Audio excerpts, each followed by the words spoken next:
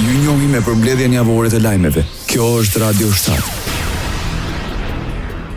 Në forumin ekonomik të Davosit u themelua zyrtarisht Bordi i Paqes si një organizatë ndërkombëtare. Udhëheqësit dhe përfaqësuesit e shteteve, pjesë e tij, firmosën me radhë së bashku me presidentin amerikan Donald Trump, 19 firmëtarët e marrëveshjes ishin Bahreini, Maroku, Argjentina, Armenia, Azerbajxhani, Bullgaria, Hungaria, Indonezia, Jordania, Kazakistani, Kosova, Pakistani, Paraguay, Katari, Arabia Saudite, Turqia, Emiratet e Bashkuara Arabe, Uzbekistani dhe Mongolia. Ndërkaq presidenti i Kosovës Vjosa Osmani ishte e pranishme së bashku me liderë të tjerë botror në ceremoninë e nënshkrimit të Bordit të Paqes. Edhe Shqipëria ka pranuar ftesën e Trump për të qenë pjesë e bordit, por kryeministri Rama nuk ishte i pranishëm. Donald Trump premton sukses në Gaza. Ai shtoi se pjesëmarrës në bordin e paqes janë kryesisht liderët e vendeve që e pëlqejnë atë, teksa tha më tej se të gjithë shtetet që kanë marrë ftesë mund të bëhen pjesë. Donald Trump është shprehur se mendonte se paqja në Ukrainë ishte shumë afër. Sipas mediave të huaja komentet e Trump, ai bëri sapo u largua nga prezantimi i bordit të paqes në Davos. Siç e dini, unë dhe presidenti Zelenski do ta diskutojmë këtë. Do takohemi me presidentin sot ose nesër dhe njerëzit do të shkojnë atje dhe mendoj se po i afrohen paqes. Shumë njerëz po vriten, duhet ta bëjmë, tha mes të tjerash Donald Trump. Dhëndri i presidentit Donald Trump, Jared Kushner, personi ky në ndërmjetësimin e planit të paqes për Gazën, zbuloi masterplanin për të ardhmen. Zbatimi sipas tij do të ndodhë në disa faze, duke përfshirë strehim për fuqinë punëtore, 100% punësim dhe mundësi për të gjithë. Për Jared Kushner, antarët e bordit kanë aftësi të ndërtojnë qytete për 2 apo 3 milion njerëz për 3 vjet. Pra, gjëra si kjo janë plotësisht realizueshme nëse e bëjmë të ndodhë. The war's over. Let's do our best to try working together. Our goal here is peace between Israel and the Palestinian people. Everyone wants to live peacefully. Everyone wants to live with dignity. Let's put our efforts towards promoting those who are doing the work to build this up. Mendoj se lufta ka mbaruar. Le të bëjmë të mirën për të punuar së bashku. Qëllimi ynë këtu është paqja mes Izraelit dhe popullit palestinez. Të gjithë duan të jetojnë në paqe, të gjithë duan të jetojnë me dinjitet. Le të përqendrojmë përpjekjet tona në mbështetjen e tyre që po bëjnë punën për ta ndërtuar këtë, deklaroi Jared Kushner. Radio 7, zëri pozitiv i qytetit. Presidenti i Shteteve të Bashkuara të Amerikës Donald Trump kritikoi Europën gjatë fjalës së tij në forumin ekonomik botror në Davos dhe kërkoi negociata të menjëhershme për blerjen e Groenlandës. Presidenti Trump theksoi se ishulli ka një rëndësi të veçantë për sigurinë strategjike kombëtare të Shteteve të Bashkuara të Amerikës dhe për sigurinë globale. Nuk do të arrijmë asgjë nëse nuk vendos të përdor forcë të tepërt. Do të ishim të pandalshëm, por nuk do ta bëjmë këtë, u shpreh Trump. Ai kritikoi Danimarkën duke deklaruar se nuk ka asnjë shenjë të saj në ishull dhe se Kopenhageni po shpenzon më pak fonde se sa kishte premtuar për Groenlandën. Presidenti i Shteteve të Bashkuara të Amerikës Donald Trump paralajmëron nga Davosi se vetëm SBA mund ta mbrojnë Groenlandën në fjalimin e tij në forumin ekonomik botror, duke u ndalur tek marrëdhëniet transatlantike, roli i NATO-s dhe rëndësia strategjike e Groenlandës. Trump deklaroi se asgjë nuk e bën më të qartë situatën aktuale se ajo që po ndodh me Groenlandën, duke e cilësuar këtë territor si kyç për sigurinë globale. North America, on the northern frontier of the Western Hemisphere, that's our territory. Ky ishull i pasiguruar është pjesë e Amerikës së Veriut dhe është kyç për sigurinë tonë. Politika jon ka qenë gjithmonë të ndalojmë kërcënimet e jashtme nga hemisfera jon, deklaroi Donald Trump. Ai theksoi se interesi amerikan për këtë territor nuk lidhet me burime natyrore, por me sigurinë kombëtare dhe atë ndërkombëtare.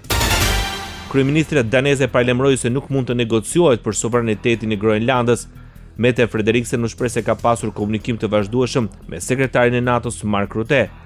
Ne mund të negociojmë për gjithçka politike, sigurinë, investimet, ekonominë, por nuk mund të negociojmë për sovranitetin ton. Jam informuar se ky nuk ka qenë rasti, deklaroi kryeministri daneze. Sipas saj, mbretëria e Danimarkës dëshiron të vazhdojë të angazhohet në një dialog konstruktiv me aleatët se si mund të forcojmë sigurinë arktik, përfshirë kupolën e artë të Shteteve të Bashkuara të Amerikës, me kusht që ajo të bëhet duke respektuar integritetin territorial. Kryeministri britanik Keir Starmer, pas një bisede telefonike me presidentin e Shteteve të Bashkuara Donald Trump, tha se siguria në veriun e epërm është një përparësi për të gjithë aleatët e NATO-s, me qëllim mbrojtjen e interesave euroatlantike. Starmer tha gjithashtu se zbatimi i tarifave për ndjekjen e sigurisë kolektive të aleatëve të NATO-s është i gabuar. Ministri i jashtëm gjerman, Johan Vadeful, bëri të qartë se ai nuk pret që marrëveshja tregtare mes SBA-s dhe Bashkimit Evropian e arritur muaj më parë të ratifikohet. Nuk besoj se kjo marrëveshje është e mundur në situatën aktuale, tha Vadeful në një raport nga Berlini. BE-ja dhe SBA-ja arritën një marrëveshje vitin e kaluar në mosmarrëveshjen për tarifat, e cila ende duhet të miratohet nga Parlamenti Evropian. Kjo është planifikuar për javën e ardhshme.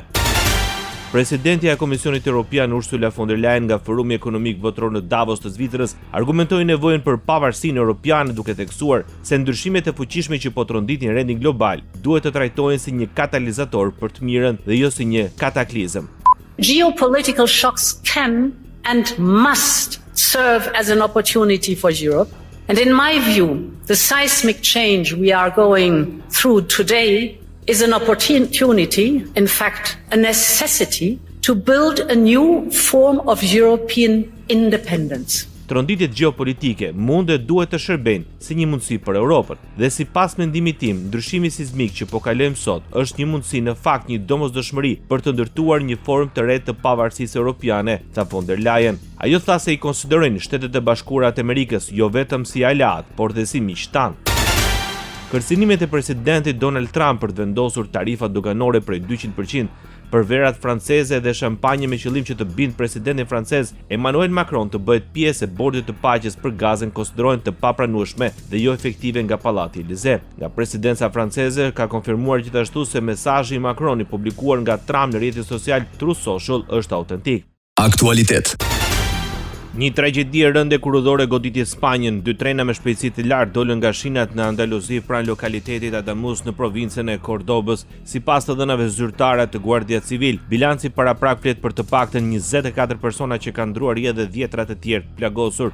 Guvernatori i Andaluzis, Juana Moreno, konfirmoi se 75 persona janë shtruar në spitalet e rajonit, prej të cilave 15 ndodhen në gjendje të rëndë. Autoritetet bëjnë me dije se disa pasagjerë janë ende të bllokuar brenda vagonëve të përfshirë në aksident. Fillimisht dyshohet se një tren i kompanisë Iro, i nisur nga Malaga drejt Madridit me 317 pasagjerë në bord, ka dalë nga shina dhe ka hyrë në binaret e ngjitur dhe është përplasur me një tren të linjës drejt Huelvës me rreth 200 pasagjerë, duke shkaktuar daljen nga shinat. Mbreti i Spanjës Filipe IV dhe mbretëresha Leticia kanë shprehur shqetësimin e tyre të thellë për aksidentin e rënd dhe kanë përcjell ngushëllime për familjet e viktimave, si dhe urime për shërim të shpejtë për të plagosurit. Mesazhe solidariteti kanë ardhur dhe nga liderët të shumtë europian, përfshirë kryeministrin italiane Giorgia Meloni, presidenten e Komisionit Evropian Ursula von der Leyen, ministrin e jashtëm italian Antonio Tajani dhe presidentin francez Emmanuel Macron, të cilët kanë shprehur mbështetjen e tyre për popullin spanjoll në këtë moment tragjik. Kryeministri i Shqipërisë i është bashkuar ngushëllimeve pas tragjedisë në Spanjë, ku si pasojë një aksidenti tragjik ka humbur jetën të paktën 24 persona. Me trishtim të thellë ka marrë lajmin për aksidentin tragjik e kurudhor të ndodhur në Adamuz, shkruan mes të tjerash Edi Rama.